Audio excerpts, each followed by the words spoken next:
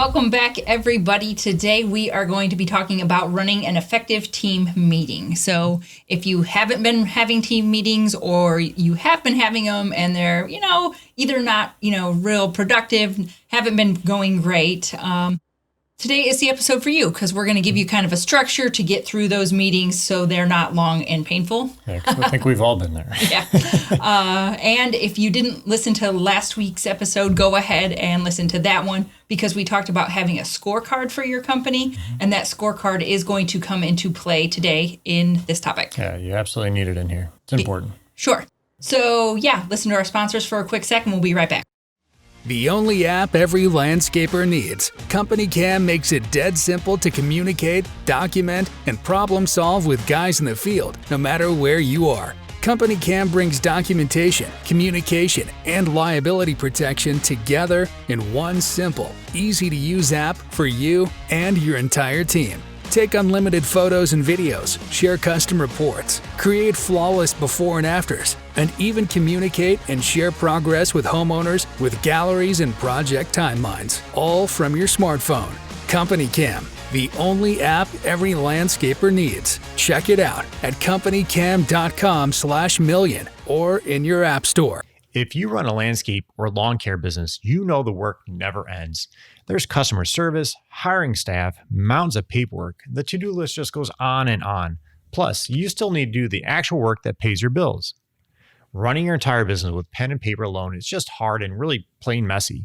You know you need a better system to stay on top of everything so nothing falls through the cracks. Jobber is a mobile and online app that helps keep your business organized and looking more professional than ever.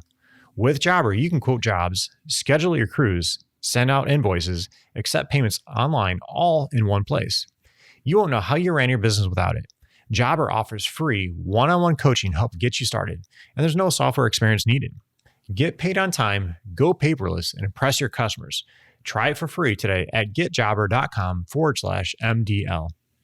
This podcast is brought to you by Busy. Busy is so simple to use, and it's the most reliable GPS time tracking app on the market. And the best part is, it was built for landscapers. Busy's founder created Busy because he owns multiple construction companies and needed to understand better which projects were making him money and which projects were killing him. Payroll is the highest variable cost in the project, so you better be tracking it. Busy does this better than anyone else. So download Busy today, and don't forget to mention the $1 Million Landscaper podcast to get 3 free months. We want to take a quick second to tell you about our friends over at Cycle CPA. I can't even express to you how important it is to have a good accountant on your side. You know you want accurate bookkeeping and financial statements every month. Instead, you're often left with limited time to focus on the accounting side of your business and no reports to show for it. At Cycle CPA, the landscaping accountants, they not only handle the bookkeeping, but also provide landscape industry benchmarking, job costing, financials by service line, advisory meetings, and much more. Cycle CPA has a team of landscaping accountants available to provide anything from bookkeeping to CFO services. Visit cyclecpa.com, and for $100 off, mention the $1 Million Landscaper podcast. If you want to get the leads you want and turn your current clients into raving fans, then you need to try SendJim. They've created an exclusive offer just for our listeners. If you sign up today, you can get your first month for just $2. So if you haven't already, go to sendjim.io/MDL, where you can get even more exclusive deals just for $1 Million Landscaper podcast listeners. That's sendjim.io/MDL and take advantage of these awesome deals today. Okay, we are going to talk all about meetings today because you should be meeting with your team at least weekly. Yep. I would say, even if your team is just you and one person, you still have to take the time to go ahead and touch base with them, wouldn't you say? Well, absolutely. And communication is just important all around in all aspects of your business, and probably one of the top reasons many people leave because they don't feel like they're getting communicated with, good or bad. So yeah, and you would be surprised at how many people aren't having meetings and aren't communicating well. And if you're not, that's okay. We've got you. That's why we're here. So the first thing you need to do is just to pick a date and time for this meeting and be consistent with it. Monday morning at 7, Friday afternoon at 3, whenever. Just pick a time and stick stick with it. Maybe Monday and Friday doesn't work. Maybe Tuesday is a little bit better. I don't know. I'm always a fan of doing like Wednesday or Thursday in the mornings before the crews roll out. There you go. I think that's important. Like, I didn't like doing Mondays because it was like over the weekend. Yeah, well, you come back from the weekend, you got phone calls, people calling in or whatever. So that was just me, though. It makes no difference to me. I'm on a group that has a team meeting. We do ours on Thursday afternoon. Mm-hmm. That just happens to be when we do ours. So it's just the point is to pick a time and be consistent with it, and make sure it works for you. The key is consistent. Yeah, well, so don't make it at like a weird time that you're not going to be able to be consistent with. Yep. Like, at 10:30 in the morning is probably like a weird time. You probably want to have it like if you're at the very beginning of your day or at the end of your day.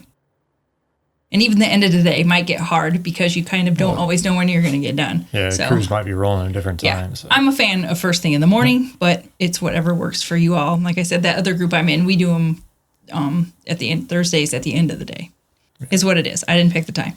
But anyway, you don't want these meetings to become a huge time suck where nothing really gets done. You don't want it to turn into just like a crabbing and moaning and whining session. You want it to be effective. And if you want the meeting to be effective, you're going to have some structure to this meeting to keep things kind of rolling and keep them on task. Yeah. So, because if you're going to go ahead and take the time to not have your team out in the field, you're going to want to get the most out of the time together. Like if you're taking the time to do this, like it makes sense to like get something out of it, right? It's not just for chit chatting. Well, the other thing too is just keep in mind, like, you might be thinking in your head, these meetings are just a waste of time. I have more important things to do. I'd rather get out there and get working and get going.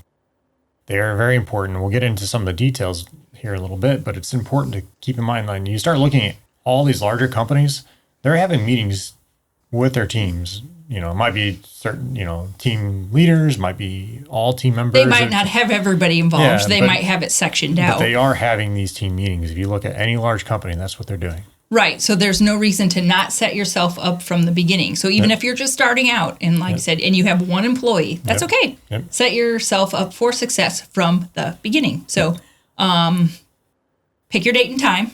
I like 30 minutes. If depending on the size of your business, this could be a little more, a little less, but I think 30 minutes is a great goal to just kind of get started with, don't you think? Yep. So number one is just pick the date and pick the day and time. Number two, pick a length and time, 30 minutes. Sorry, I'm looking at my notes here. Number three, the first part of the meeting is just going to be like highlights and wins. Like I've been in meetings where they call it like one good thing or joys and concerns. It can be whatever. That's going to be the first like 5 minutes of your meeting. The next part of the meeting is going to be reviewing your scorecard. So if you haven't listened to last week's episode, this is where that scorecard comes in, because this is kind of like a record of what happened in the past. It's keeping tabs on key performance indicators in your business. And that is something that should be updated prior to this meeting. So we talk about that in the previous episode, that there are people that are in charge for the certain KPIs on your scorecard. So make sure that they have updated that prior to this meeting. Also make sure that everybody has had a chance to look at that prior to this meeting. And this is where maybe having it on like the meeting on a Wednesday or Thursday comes into play, because that gives people earlier time in the week to get that updated and posted, because you don't want this meeting to be the time where everybody is seeing this for the first time, and you don't want them updating it during this meeting. We'll get into this more too. Be taken care of. Okay, we can chat more about that. See, I'm getting off on a tangent. See, Scott is keeping me on track. And then the next part of the meeting, everybody's going to share their priorities. Now, this portion, I don't think it needs to be everybody. It could be like your key people. Yeah, key people, like team leaders or something. And you're not. I mean, if the crew has something to say, don't. It really depends. To me, it really depends on how many people you have. Obviously, if you have like 35 people, if you go through everybody, that's going to get lengthy. Yeah. But if you're doing this, like with your crew foremans and stuff like that, they for sure should have a say. And if somebody has something that they want to get off their chest or say, they will have a chance to do that later on in the meeting during this next part, which is really the meat of the meeting. And this is where you get into your issues. What problems need to be solved? What has, what's been coming up when you're looking at those KPIs? This is a good time to highlight, some wins. Like maybe things have been going on, maybe you, I don't know, got a great Google review. I don't know. Anyway, this is kind of time. This is like that, like I said, like the meat and potatoes. Now is when you do your talking. And that should be about 15 minutes. And then you have your wrap up, and that's about 5 minutes. Yep. So, and the first couple of times that you try to have a meeting using this structure, it might be a little awkward. You might not be perfect at keeping everybody on track. But if you're disciplined with your time, this meeting will evolve.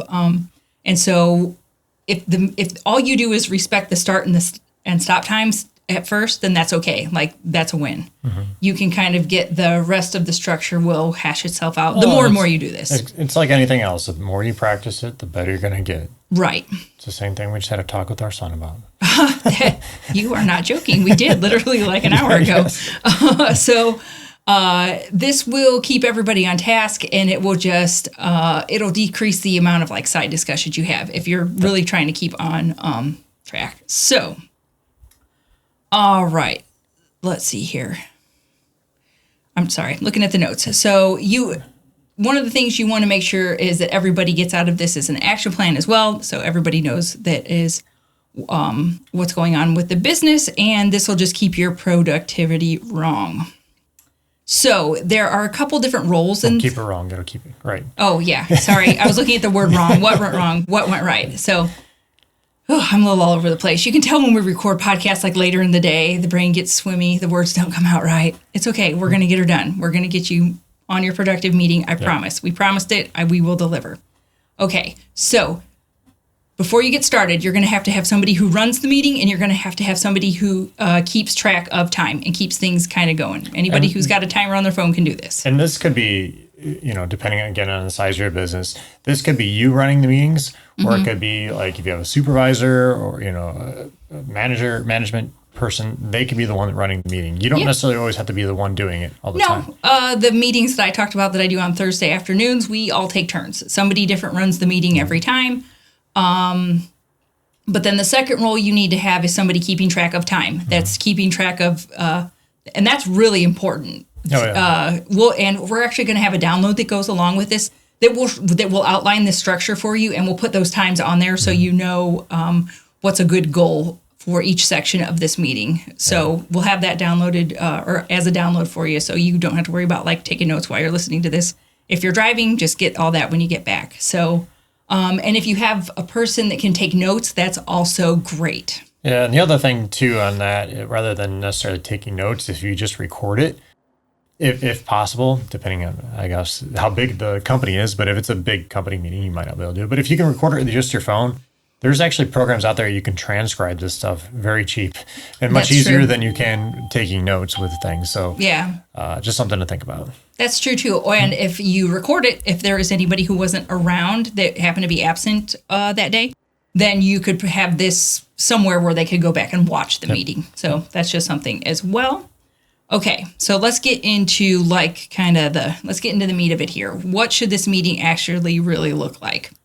So that section number 1, we talked about highlights and wins. Like I said, some people call it joys or concerns. You can call it whatever you want. But this is where your teammates can celebrate a personal win. It can be a professional win. It doesn't really matter. They can talk about a project that went well. Yeah, it's always important to start off on a high note. For sure. People always kind of dread meetings. Start off on something positive note. It's going to just automatically at the beginning trigger something in your brain that you're going to be. Yeah, this can be something as simple as, they had a great weekend. Or if somebody went on a big vacation, they might want to, they can talk about it. But once again, this is only going to be 5 minutes. So keep it short, but give everybody a chance to brag a little bit if they've got something they want to talk about. Like Scott said, get the meeting started on a high note. Well, like you said, too, if you, received a great Google review, put that out there, or a Facebook review, whatever it is, or you received a letter, like we've received notes from customers saying how good. Yeah, it's a perfect opportunity to share that with your team so they know, oh, hey, this praise has been coming in. Yep. So, Then the next part is the scorecard review. So like we said, if you haven't listened to last week's episode, go get that. You're going to review your KPIs in this part of the meeting. And this is going to help you confirm if your goals are on track. You can look at that tracker, and at a quick glance, you'll be able to know if you are on track or not. Now, just something with those KPIs, and we discussed this in last week's podcast, but yeah.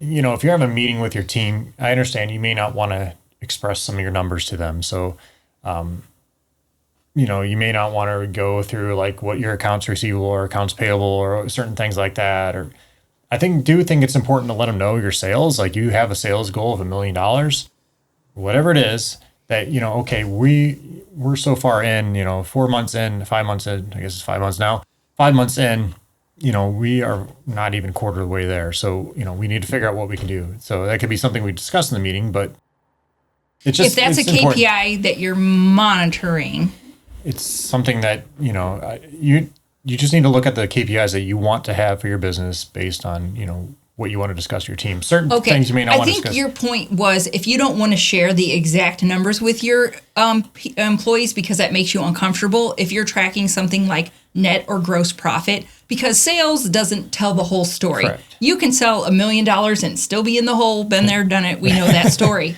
So if you want to keep your team up on how you're doing without telling them the exact numbers like gross or net profit, just use a percentage or just let them know the percentage up or down like that you are from your goal. Like, so just speak in percentages if you don't want to use exact numbers, but it is good to keep them up on those kind of things because that's generally tied directly to what they're doing. So it's important for them to know.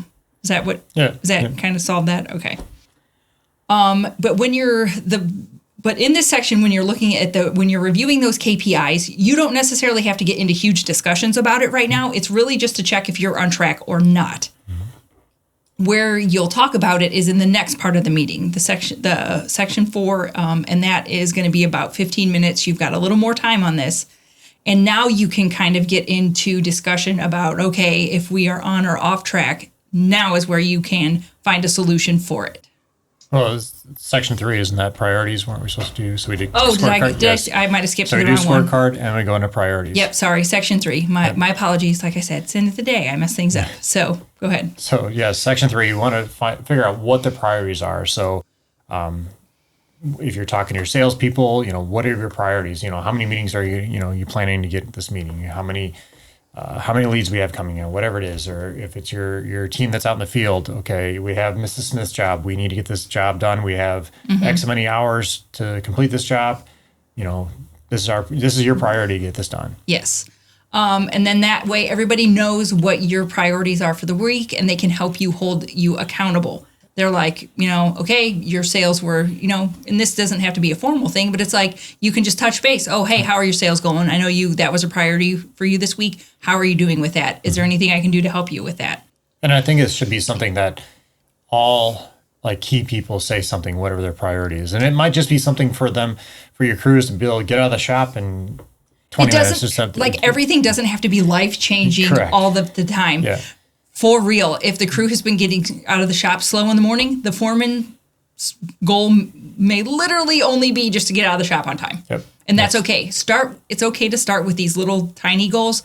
That way they don't feel overwhelmed. Yep. They don't feel like you're trying to be overly pushy or overly formal. Especially if you've never done these meetings before, it might take a couple meetings in for everybody to get comfortable with it. Period. That, and you're going to need to give them some guidance, especially if they never had any of these meetings before, any structure before. So it might be something with your crew leader. If they can't come up with anything, maybe have a few things in the back of your head. Clean out the truck at the end of the day. That's exactly what I was going to say. It can be something that little. Yep. Okay.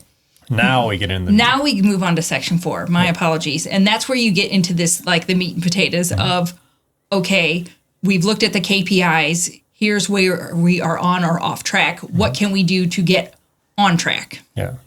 And this could take a little bit more of a discussion, kind of going back and forth with the team just to figure out what's going on. This is that 15-minute section of the meeting, so you can work on getting solutions for where you are off track of your KPIs. And it could be not even going into this priorities too, help them figure out how they can achieve those priorities that, discussed in the Oh, previous absolutely. section. If they have some uncertainty as to how exactly to achieve that priority, now's where you can give them input. Like if it, whatever, you have Mrs. Smith's job, or you have to get it done by, say it's Monday, you have to get this done by Thursday. And they're like, well, we have rain coming in Wednesday. What can we do to try to get this accomplished? Or, and it might be discussing. You might, have to work over on Tuesday in order to make Wednesday half a day or something. But now's a good time to hash that out and kind of get that all talked about. Yeah. So you're going to spend some time doing this, but this is the portion that can get out of control if you let it. And this is where that timekeeper comes into play. Have the timekeeper keep tabs on this because it's supposed to be 15 minutes.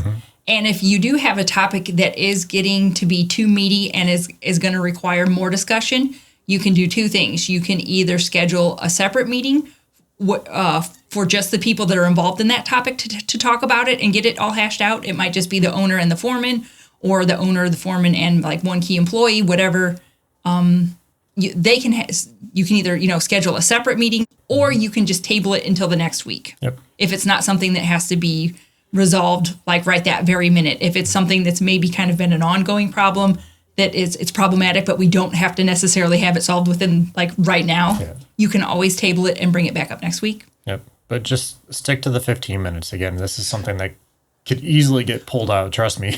I hate meetings that are long and boring and people won't shut up. Well, the whole point of these meetings is to be informative and communicate with everything going on and resolve little, I shouldn't say little issues, but resolve issues that are going on. Yes.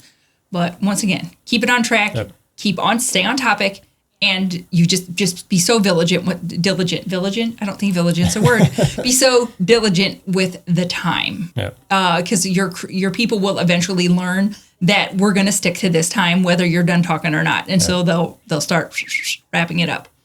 Okay, so then that brings us to our last section, which is the wrap up. Even if you are kind of still in the middle of a topic, like we said, either assign it to a separate meeting or table it till the next week, but start wrapping it up.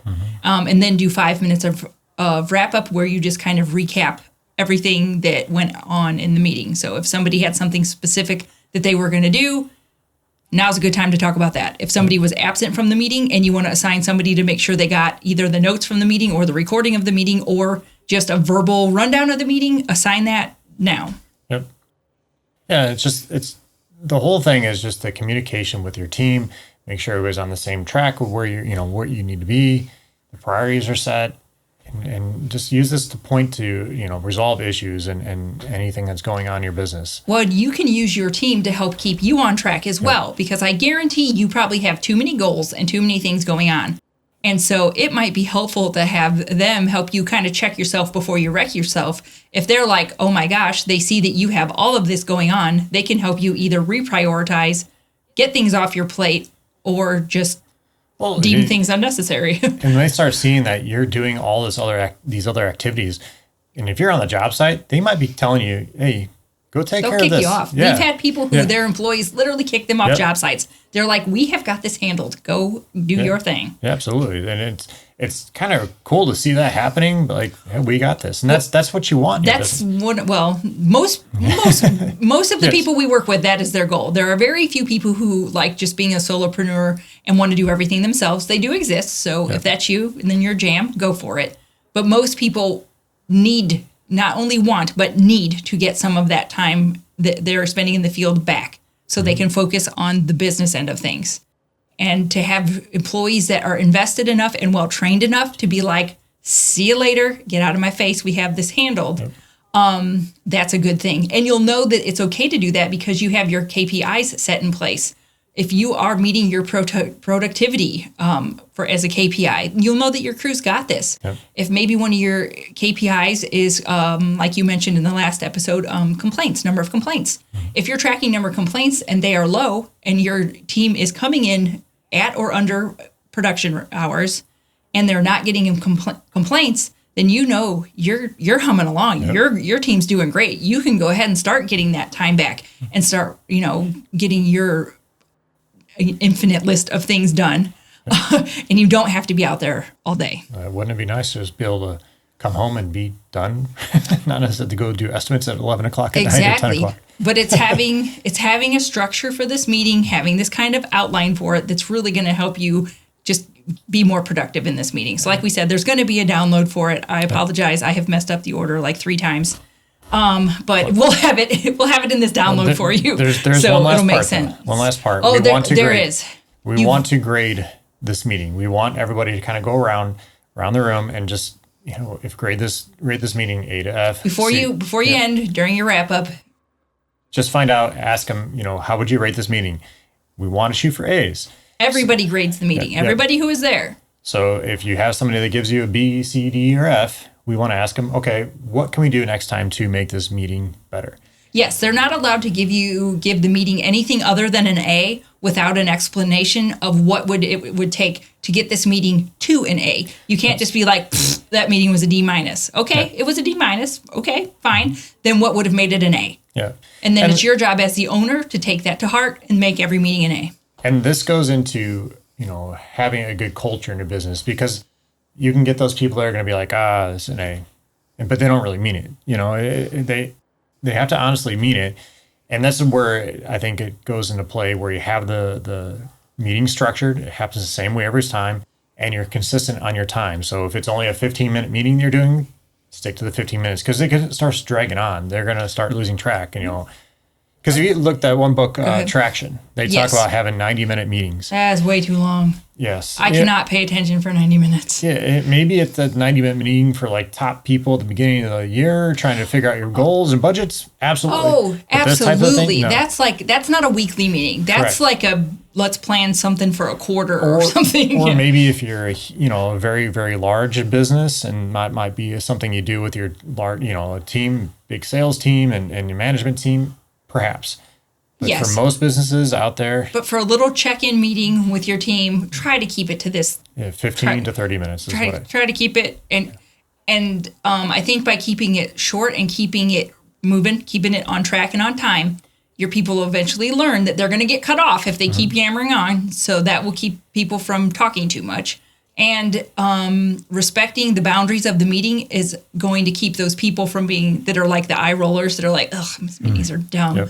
If they realize that you're really doing this to try to make your business better and to try to make the team better, eventually I think that eye rolling will stop and they'll actually be engaged in the meeting, because they're like, this isn't just a big, huge, stupid time suck. We're actually getting something. It's a productive meeting and we're getting something out of it. And you brought up a good point there. This is something, if you've never done these meetings before, you need to tell the team why you're going to start doing these. If you just start coming in and say Monday morning, hey, we're going to start doing these meetings, they're like, Ugh, why? because most people would go instantly to thinking, I'm going to get I'm in trouble. Yes, What did we do wrong? yes. We're all going to get reamed. So Yeah. this is why at the beginning of the meeting, you start off at a high point, but this is something that just when you start doing it, explain to your team why you're doing it, how it's going to benefit them.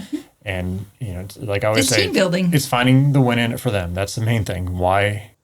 How is this going to benefit them? Everybody wants to know what the win for them is in literally everything. I mean, people are inherently very self-centered, self-included, not pointing fingers. I always want to know what's in it for me, because nobody wants to be there like, ugh, why am I even here? Yep. So, Definitely point that out to your team if you've never done these before. But yeah. And then, like I said, it's your job as the owner to make sure that the timekeeper is keeping things on time. Whoever's running the meeting is keeping it moving. And then to make sure that if the meeting is not an A for everybody, what can you do to make it an A? Yep. So definitely go check out the download that we have available. Yeah, that'll help. Yeah. And go back to last week's episode where we talked about the scorecard, because that will help too. Yep. And just get started. This first meeting may be only 10 minutes, but just get started doing something, build up to Or that it might time. be a half hour because you're still kind of struggling to find your feet. And you might find that you need, we recommended a half an hour, or maybe you're like, really these need to be 45 minutes. Okay, cool. I'm not saying that the half an hour is what you have to do, but it's a good place to start. And one thing I will say too, if you have this type of meeting, don't incorporate like a safety training meeting into it. Don't. This is not training. Yeah, this is strictly business. Yeah, this is just for that point of it. So don't try to okay, we're going to add in a little safety meeting on skidsters driving, or whatever it is, or how to whatever it is. Don't incorporate that. This meeting is just about the business priorities, the wins, and for everybody. Do discuss that only in this particular meeting. Well, that will it'll be easier to stay on the timestamps and stay on track if you are only discussing what needs to be relevant to this meeting. Yeah, so definitely go grab that download. It's going to help you keep on track. Yep, and go back and listen to last week's episode if you haven't, and because that has a download with the scorecard that explains how to use it and wrap that into this meeting as well. So get those downloaded. Okay, you ready for your questions? Yes, I'm ready. All right. Do you have a favorite T-shirt? If so, what's on it or what does it say? I don't think that I have one. I still have some of my college T-shirts just for like the nostalgia of having them. Like when I graduated from Purdue, my mom bought me a shirt that said Purdue alumni. So I still have it. I'm probably too fat for it right now. I haven't tried it on in a while, but I do still have it. So I don't know if that's I don't necessarily have a favorite that I wear all the time, but I do have a couple that I have held onto just for nostalgia. All right. When you were a kid, did you have any posters on the wall? If so, what were they? I think I had some of like that Lisa Frank stuff that was like unicorns and like very colorful. I probably had a poster with a cat on it. I don't remember specifically, but if I did, like that would be pretty much the genre. I don't think I had posters of. We weren't allowed boy bands or anything. Well, I wasn't really allowed to have that stuff. Hair bands or anything. No, I wasn't allowed to have anything like that. I was never allowed to have like the teen magazines or anything that had any of that in there. Yet my younger sister was allowed to have. Okay, so there's 4 kids, and so I kid you not, by the time they got to the last 2, I think my mom and dad were slacking. I'm just saying, as a number 2 of 4. By the time they got to 3 and 4, the rules got a little loosey-goosey. And so my sister was allowed to have like this huge, it was like the size of her door. You probably remember it. We were probably dating by then. A Green Day poster that had like pot leaves and stuff on it. And I'm like, really? Like, I was allowed like nothing. Like, well, because my dad wouldn't let us put holes in the wall, number one. You couldn't like use, if you put anything on the wall, you had to use like that putty stuff. You were not allowed to put like thumbtacks or anything in the wall. No holes in the wall. But anyway, I got off. I think there might be some anger involved there. I think there is. I might need a therapist. But so. Yeah, I wasn't really allowed to have too much, but my sister could have her giant Green Day poster. My younger sister. So. All right, last one. What is the weirdest thing you've seen in someone's home? In their home? In, out, I'll do whatever. It says in, but. Nothing too crazy. I do have friends where the husband is one of those people that plays what I call like nerd games.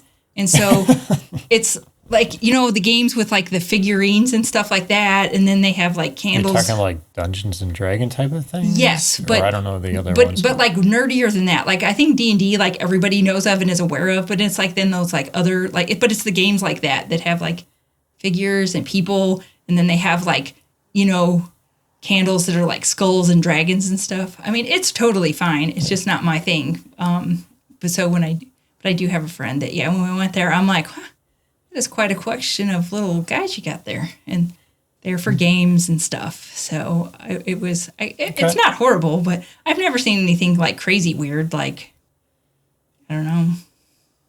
Okay. I can't even think of anything. It wouldn't have to be anything like your little dragons or anything. Oh, no. No. These are just for the games. Yeah. Do you know what I'm talking about? Like I just call them nerd games. I don't know what to call them. So I think I understand. And the dragons you're referencing, those were, I don't collect them anymore, but I did for a time. Those were like little like precious moments-y type things. Yeah. I guess most people I know are pretty uninteresting, I suppose. Nothing too crazy. Even in college, I mean, just college kid stuff, like having kegerators in the living room. But that's not weird. That's normal in college. So. All right, guys. Definitely go check out that download, and that's going to help you set up these meetings and just keep them on track. It's definitely going to improve. And grab that scorecard from the previous episode. Grab those and you'll be set. Yep. And if you need help getting any of these set up, check out the $1 Million Academy inside. We can help you walk through these and coach you through how to set these up and actually run these meetings and get you going.